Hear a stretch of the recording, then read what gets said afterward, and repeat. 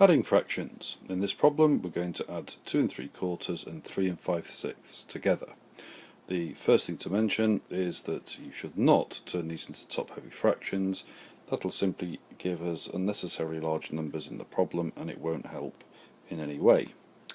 Let's think what the problem actually means to begin with. Well, we could rewrite it as 2 plus 3/4 plus 3 plus 5/6.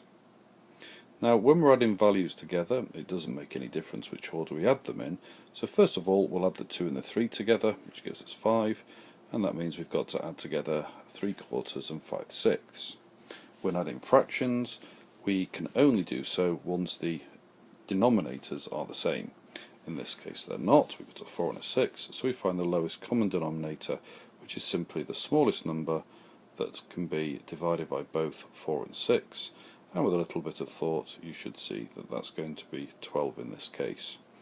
We now rewrite the 3/4 and the 5/6 as equivalent fractions but with denominators of 12. So for the first one, 3/4 is the same as 9/12, and we've arrived at that by simply multiplying both the numerator and the denominator by 3.